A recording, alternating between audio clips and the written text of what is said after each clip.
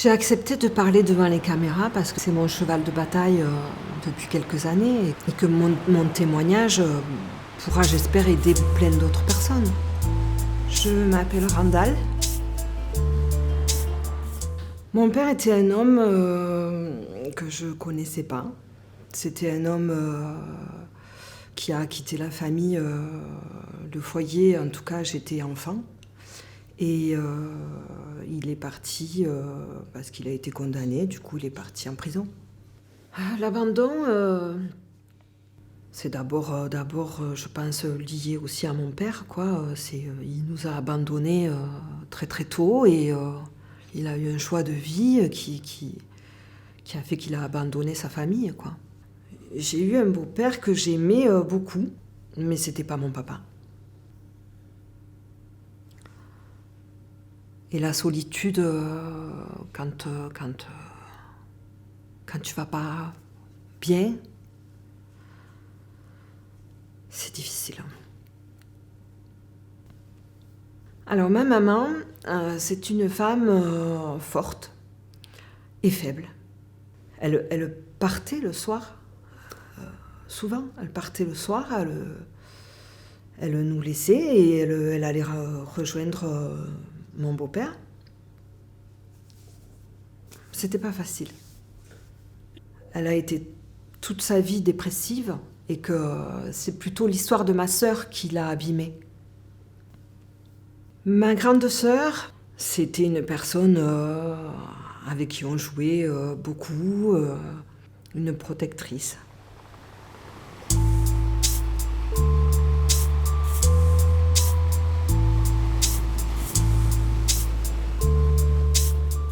Le déni que j'ai vécu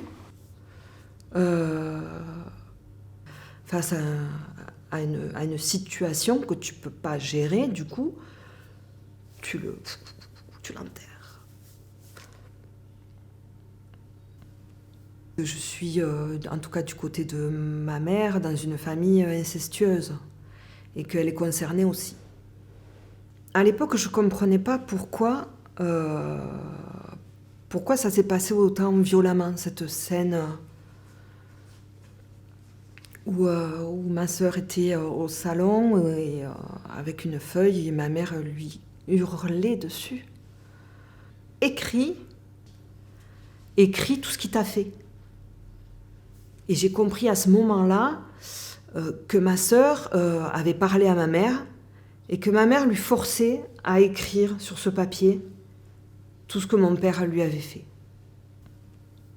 Parce que du coup, à cause de cette scène, moi je me suis tue. Ou je me suis tuée, je sais pas. Enfin, je me suis tue.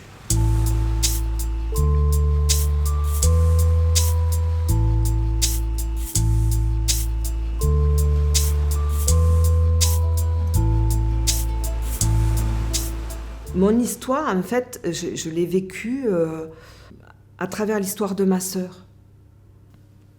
Je l'ai revue devant la porte de la chambre de mon père. Quand arrivait le moment du coucher, ma sœur se tenait comme un garde du corps devant cette porte et j'avais beau essayer à droite, à gauche, la supplier. Ce soir, c'est moi qui dors avec papa, ce soir, c'est moi qui dors avec papa. Je ne pouvais pas passer. Elle me disait non, non, non. Et elle était assez violente, quoi. Elle me poussait, non, non, non, tu dors pas avec papa.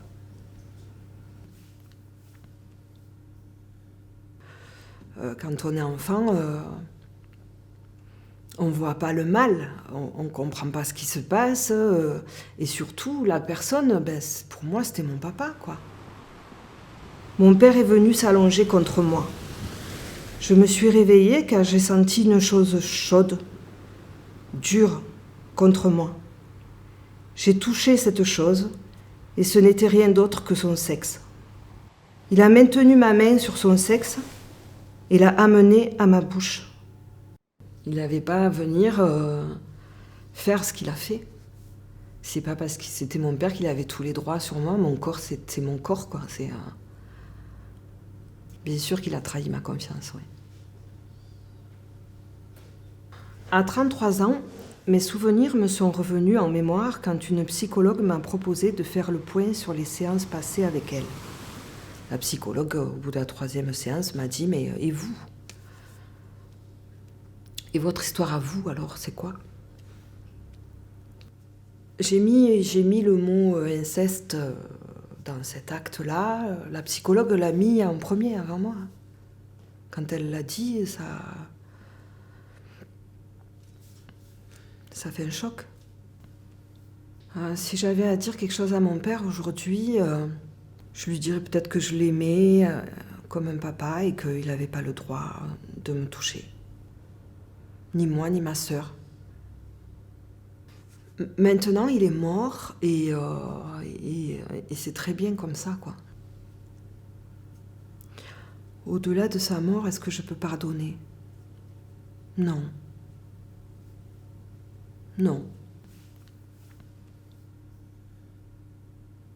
Plusieurs fois dans ma vie, ma mère en arrivait à dire « je te renie ».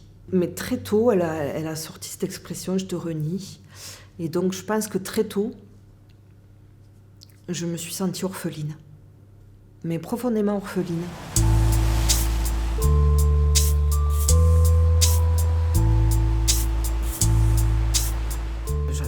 J'avais 7 ou 8 ans. Je me sentais pas aimée, pas comprise, pas entendue. Je suis allée dans ma chambre. Je me suis déshabillée, j'ai mis mon peignoir.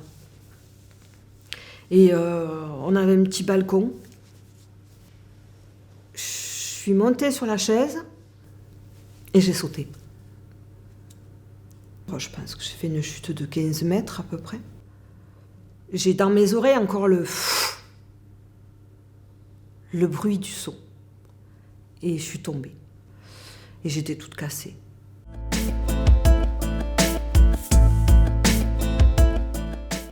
L'histoire de ma sœur a conditionné une partie de ma vie, jusqu'à ce que je me rappelle mon histoire à moi. Elle a sauté du balcon aussi de chez elle. Et elle avait 23 ans, 24 ans. J'ai culpabilisé de ne pas avoir su être là pour elle, de ne pas avoir su comprendre, de ne pas avoir su l'aider. Ma sœur me manque, ouais. Ma sœur me manque tous les jours. Et tous les jours, je lui demande pardon, en fait.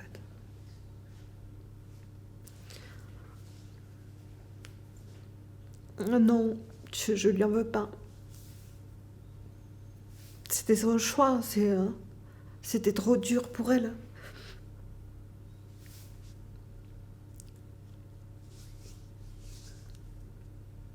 Je peux pas y en vouloir.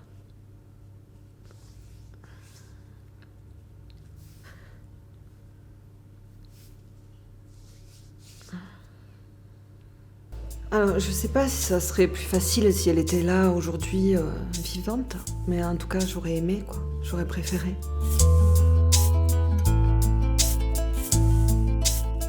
Les autres tentatives de suicide, elles avaient un rapport avec mon mal-être dans la vie au quotidien. Je venais d'accoucher de mon 3e. J'ai pris toutes les photos de mes enfants. Je suis allée me coucher. Et je me suis mise toutes les photos de mes enfants de partout sur moi. Et j'ai avalé, je sais pas, une boîte ou 2 de cachets.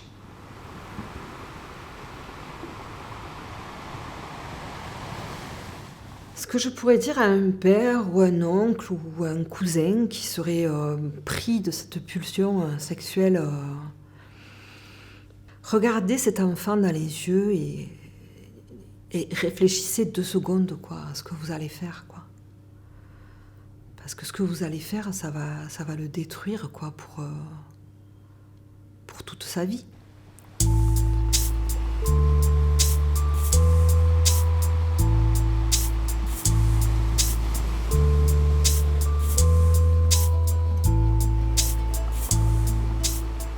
Alors j'ai enclenché une procédure de de changement de nom de famille pour raison légitime, c'est le titre du document.